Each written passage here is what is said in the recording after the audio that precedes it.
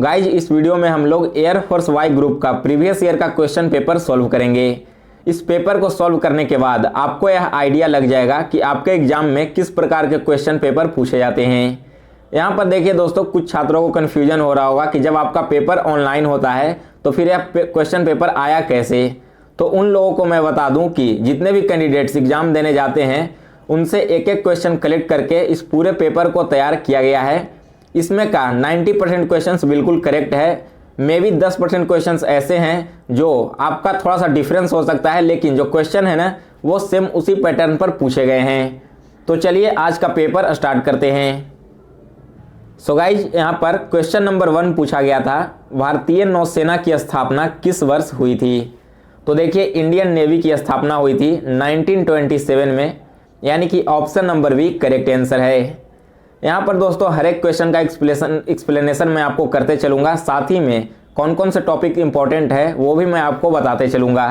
तो देखिए जितने भी डिफेंस से रिलेटेड स्थापना हुई है वो सारे आप लोग याद रखिएगा।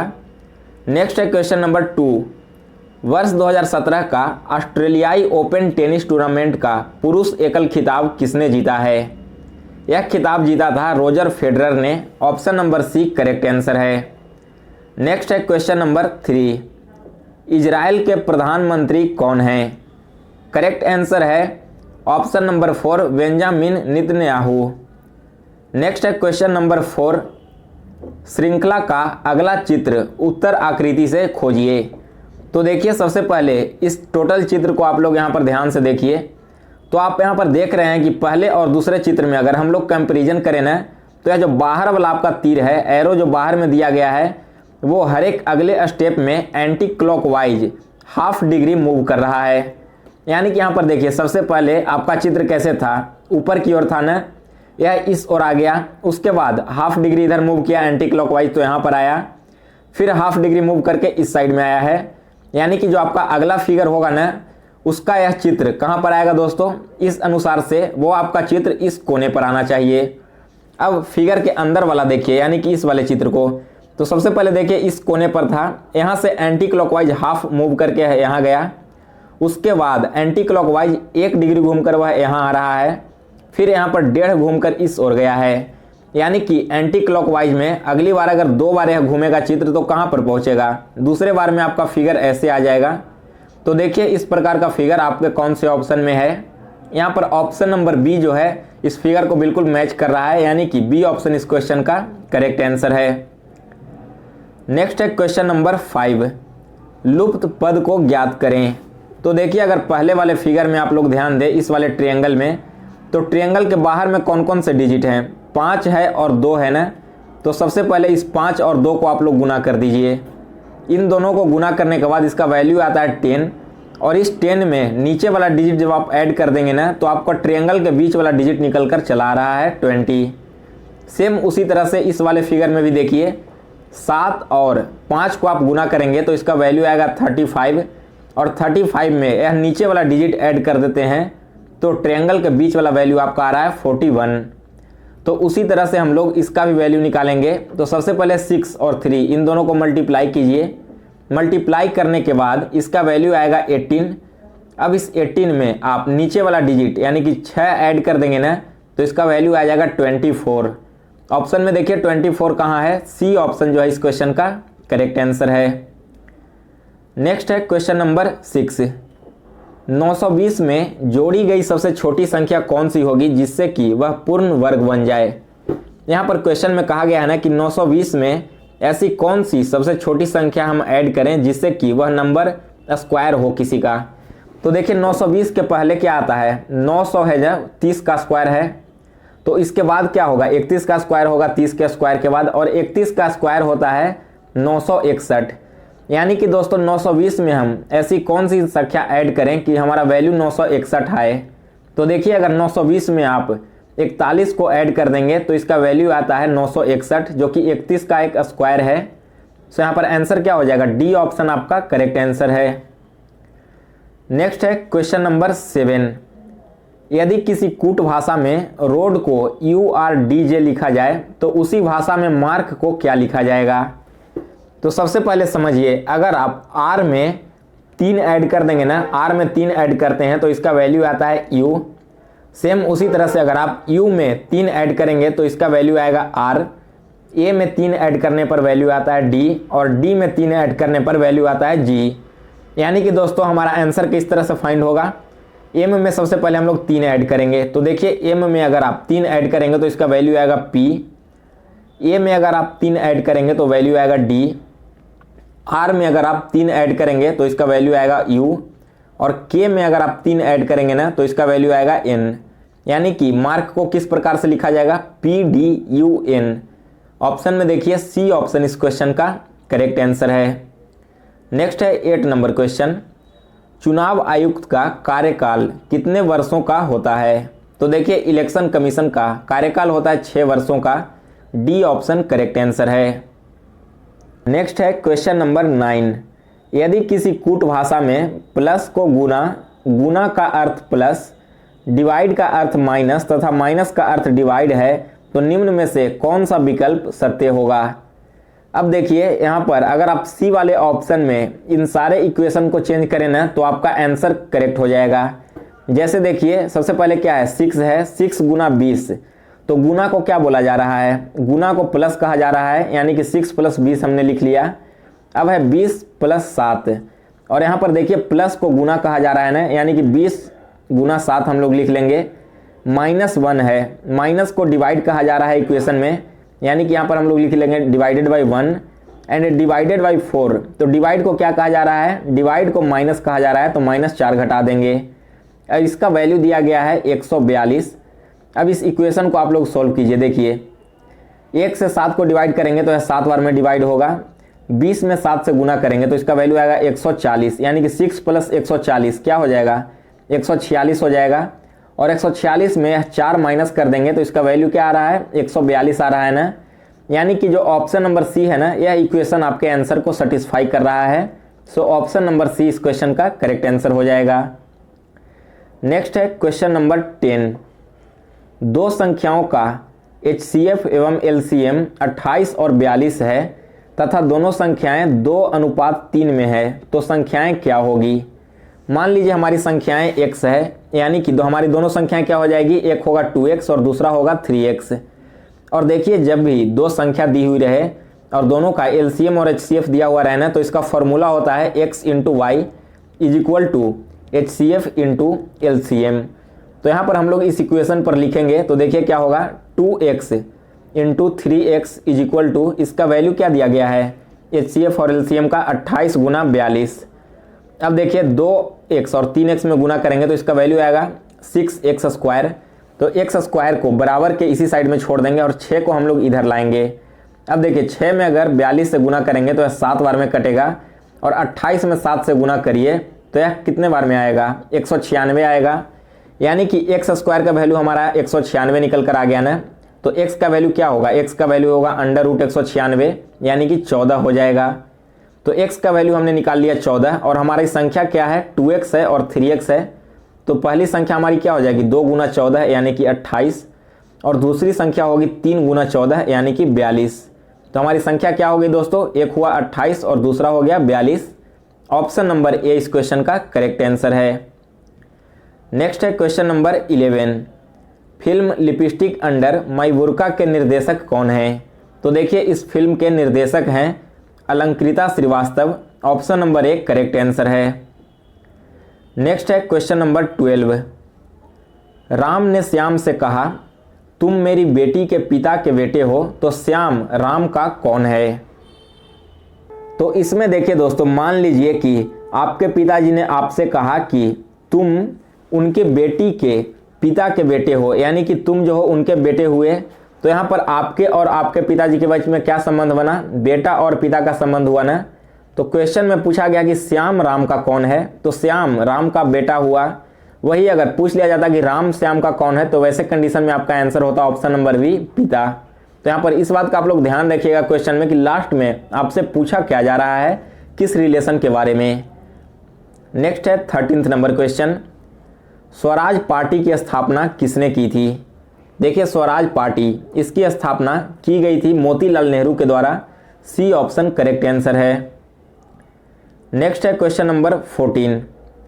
16 आदमी एक काम को 64 दिनों में करते हैं तो 24 आदमी उसके दूने काम को कितने दिनों में करेंगे। तो देखिए दोस्तों, यहाँ पर इस क्वेश्चन को सॉल्व करने के लिए आपको एक फॉर्मूला याद होना चाहिए। m1d1 divided by w1 is equal to m2d2 divided by w2।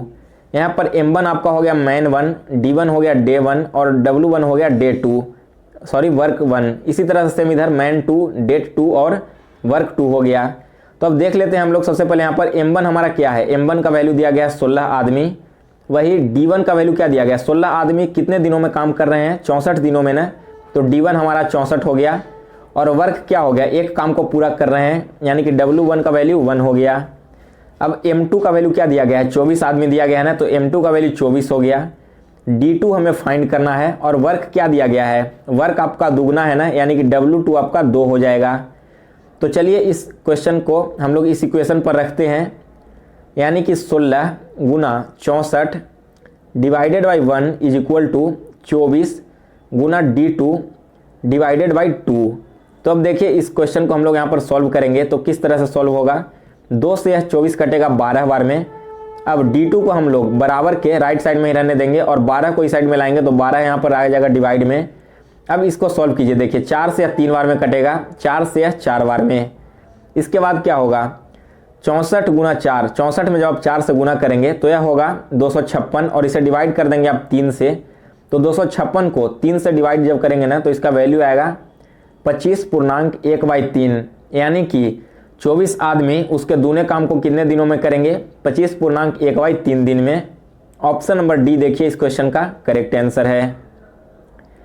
Next है 3 संख्याओं का अनुपात 3, 4, 5 हो तथा उनका गुणनफल 3840 है तो सबसे बड़ी संख्या क्या होगी। देखिए इस क्वेश्चन को किस तरह से सॉल्व करेंगे। मान लीजिए हमारी संख्या x है तो तीनों संख्याएं क्या हो गई, 3x, 4x और 5x। अब कहा गया है कि इन तीनों का मल्टीप्लाई करने पर वैल्यू आता है 3840, यानी कि 3x में 4x और 5x से गुना करेंगे तो क्या होगा, 60x³ हो जाएगा इज इक्वल टू 3840, यानी कि x³ को अगर हम लोग बराबर के लेफ्ट साइड में ही रहने दें और 60 को राइट साइड में ले आए ना तो यह कितने बार में कटेगा, 384 यहाँ पर कटेगा 64 बार में। तो x³ का वैल्यू आएगा 64, यानी कि x का वैल्यू क्या हो जाएगा, x का वैल्यू यहाँ पर हो जाएगा 4। ऑप्शन में यहाँ पर क्या क्वेश्चन पूछा गया है कि सबसे बड़ी संख्या कौन सी है ना, तो x का वैल्यू हमारा 4 आ गया। तो बड़ी संख्या कौन सी होगी, 5 वाला होगा। तो 5 गुना 4 यानी कि 20, हमारी सबसे बड़ी संख्या क्या हो गई दोस्तों, 20 हो गया।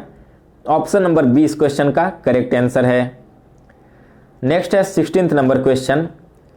त्रिभुज के 3 शीर्ष लंबों का योग उसके परिमाप से क्या होता है। तो देखिए किसी भी ट्रायंगल में जो तीनों शीर्ष होते हैं ना, उसके लंबों का जो योग होता है उसके परिमाप से यह कम होता है, यानी कि बी ऑप्शन करेक्ट आंसर है। नेक्स्ट है 17th नंबर क्वेश्चन। 2/3, 5/6, 7/12 और 1/9 का एलसीएम क्या होगा। तो देखिए दोस्तों, जब भी इस तरह के फ्रैक्शन में आपको क्वेश्चन दिया हुआ रहे और एलसीएम या फिर एचसीएफ निकालना रहे ना, तो क्या करना है आपको कि अगर क्वेश्चन में एलसीएम पूछा जाए तो ऊपर वाली संख्याओं का आप एलसीएम निकाल दीजिए और नीचे वाली संख्याओं का आपको एचसीएफ निकाल देना होगा। तो ऊपर वाली संख्या का अगर आप एलसीएम निकालेंगे 2, 5, 7 और 1, इसका जब आप एलसीएम निकालेंगे तो इसका एलसीएम आता है 70। और नीचे 3, 6, 12 और 9, इसका जब आप एचसीएफ निकालेंगे तो इसका एचसीएफ आएगा 3। अब देखिए हमारा आंसर क्या आ गया, 70/3। 17th नंबर क्वेश्चन का देखिए कौन सा ऑप्शन सही है। यहाँ पर ऑप्शन नंबर सी इस क्वेश्चन का करेक्ट आंसर हो जाएगा। चलिए आगे बढ़ते हैं अगले क्वेश्चन की ओर। नेक्स्ट है 18th नंबर क्वेश्चन। 3 कारों की चाल 2:3:4 में है तो समान दूरी तय करने में उनके द्वारा लिए गए समय का अनुपात क्या होगा। तो देखिए यहाँ पर 3 कारों का स्पीड दिया गया है रेशियो में 2:3:4 और दिया गया है कि सेम डिस्टेंस को कवर करने के लिए जो टाइम लगेगा ना उसका अनुपात क्या होगा। तो देखिए मान लीजिए कि हमारा डिस्टेंस 1 है, तीनों का डिस्टेंस क्या है, सेम दिया गया है। तो क्या हो जाएगा, टाइम इज इक्वल टू होता है डिस्टेंस बाई स्पीड, यानी कि 1/2 हो जाएगा पहले कार का, दूसरे का हो जाएगा 1/3 और तीसरे का हो जाएगा 1/4। अब इसका एलसीएम निकाल लीजिए, 2, 3 और 4 का एलसीएम निकालेंगे तो यह आएगा 12। अब इसको सॉल्व कीजिए, 2 से 12 में डिवाइड करेंगे तो 6 बार में डिवाइड होगा और 6 से 1 में गुना करेंगे तो 6 आ जाएगा। आप रेशियो इसका साइन दे दीजिए। उसके बाद देखिए 3 में 4 से डिवाइड करेंगे तो 4 बार में डिवाइड होगा और 4 में 1 से गुना करेंगे तो 4 आ जाएगा। सेम उसी तरह 4 में 12 को डिवाइड करेंगे तो 3 बार में डिवाइड होगा और 1 में 3 से गुना करेंगे तो 3 ऊपर में आ जाएगा। यानी कि हमारा टाइम का रेशियो क्या निकल कर आ गया दोस्तों, 6:4:3। ऑप्शन में देखिए यहाँ पर ए ऑप्शन इस क्वेश्चन का करेक्ट आंसर है। नेक्स्ट है 19th नंबर क्वेश्चन। दिव्या अपने घर से निकलकर 40 मीटर उत्तर जाती है, फिर वहाँ से दाएं मुड़कर 20 मीटर चलकर, फिर दाएं मुड़कर 40 मीटर चलकर बाएं मुड़ती है और 20 मीटर चलकर रुक जाती है, तो वह अपने प्रारंभिक स्थान से कितनी दूरी पर है। तो देखिए इस क्वेश्चन को कैसे सॉल्व करते हैं। यहाँ पर देखिए क्वेश्चन में सबसे पहले कहा गया है कि दिव्या अपने घर से निकलकर 40 मीटर उत्तर जाती है। तो मान लीजिए कि उसने यहाँ से चलना प्रारंभ किया तो 40 मीटर सबसे पहले वह नॉर्थ की ओर गई। इसके बाद यहाँ से वह दाएं ओर मुड़कर 20 मीटर चलती है, तो दाईं ओर मुड़कर वो 20 मीटर फिर से चली। अब यहाँ से वह फिर से दाईं ओर मुड़ जाती है और 40 मीटर चलती है, यानी कि दाईं ओर मुड़कर वह 40 मीटर फिर से चली। अब यहाँ से कंडीशन दिया गया है कि बाईं ओर मुड़कर 20 मीटर और चलती है, यानी कि बाईं ओर मुड़कर उसने 20 मीटर और चला। तो आपको बताना है कि यहाँ से यहाँ तक के बीच का डिस्टेंस क्या है। तो देखिए इसका डिस्टेंस कैसे निकालेंगे।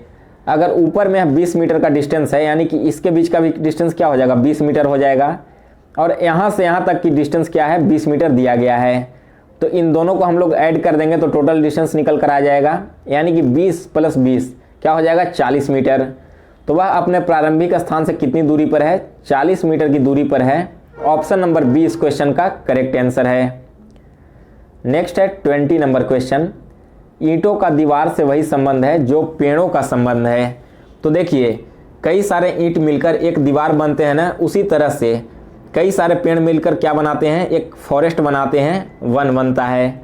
यानी कि सी ऑप्शन करेक्ट आंसर है। नेक्स्ट है 21 क्वेश्चन। इसमें से आपको असंगत चुनना है। देखिए परिश्रमी, गौरवपूर्ण, समर्पित और असहमत। इसमें से देखिए दोस्तों जो परिश्रमी है, गौरवपूर्ण है और समर्पित है ना, यह तीनों ऑप्शन आपका पॉजिटिव एटीट्यूड को व्यक्त कर रहा है, जबकि जो असहमत वाला ऑप्शन है यह आपका एक निगेटिव एटीट्यूड है। यानी कि यह इन चारों में से अलग हुआ। सो सी ऑप्शन इस क्वेश्चन का करेक्ट आंसर हो जाएगा। नेक्स्ट है देखिए 22 क्वेश्चन। इसमें से आपको असंगत चुनना है। अब देखिएगा किस तरह से है। यहाँ पर सबसे पहले डी वाले ऑप्शन को देखिए, 671। 671 कैसे बना है। अगर आप इस 6 और 1 को ऐड करें तो इसका वैल्यू 7 आ रहा है, जो कि आपके बीच वाले ऑप्शन में दिया गया है। सेम उसी तरह 484 को देखिए, 484। अब इसमें अगर आप 4 और 4 को ऐड करते हैं तो 8 आ रहा है, जो कि आपका बीच वाला नंबर है। उसी तरह से सी ऑप्शन में 693। इसमें भी अगर आप 6 और 3 इन दोनों को ऐड करेंगे तो आपका बीच का नंबर आ जाएगा 9। लेकिन ए ऑप्शन इस रूल को फॉलो नहीं कर रहा है। 432 है ना, 4 और 2 को ऐड करेंगे तो 6 आना चाहिए बीच में, लेकिन बीच में 3 लिखा गया है। सो ऑप्शन नंबर ए इस क्वेश्चन का क्या होगा, करेक्ट आंसर हो जाएगा।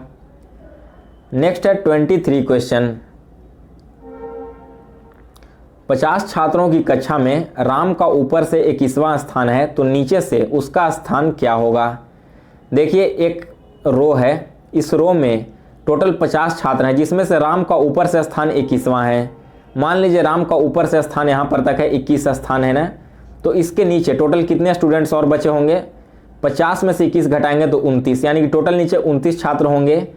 तो क्वेश्चन में पूछा गया कि नीचे से उनका स्थान क्या होगा। तो देखिए राम के नीचे टोटल 29 छात्र हैं ना, तो राम का जो है पोजीशन वो कौन सा होगा, 30वां पोजीशन होगा। यानी कि ऑप्शन नंबर सी इस क्वेश्चन का करेक्ट आंसर है। इसका देखिए एक फॉर्मूला भी होता है। फॉर्मूला क्या होता है कि टोटल स्टूडेंट्स माइनस ऊपर से स्थान +1। तो टोटल स्टूडेंट्स कितने हैं, टोटल स्टूडेंट 50 हैं, ऊपर से स्थान राम का 21वां है और +1 करना है। तो 50 में 1 जोड़ेंगे तो 51 होगा, और 51 में 21 को हम लोग घटा देंगे तो इसका वैल्यू क्या आ जाएगा, 30 हो जाएगा। सो यहाँ पर सी ऑप्शन इस क्वेश्चन का करेक्ट आंसर हो गया। नेक्स्ट है 24 क्वेश्चन। प्रश्नवाचक चिन्ह के लिए संख्या चुनें। इस संख्या में आपको चुनना है कि इस प्रश्नवाचक चिन्ह की जगह पर कौन सी संख्या आएगी। तो सबसे पहले देखिए कि ये सारी संख्याएं किस प्रकार से बनाई गई है। तो इसमें देखिए दोस्तों, अगर 6 में आप 2 से गुना करेंगे तो इसका वैल्यू आता है 12, और 12 में अगर आप 9 से गुना करेंगे ना, तो 12 में 9 से गुना करने पर वैल्यू आएगा 108, जो कि नीचे लिखा गया है।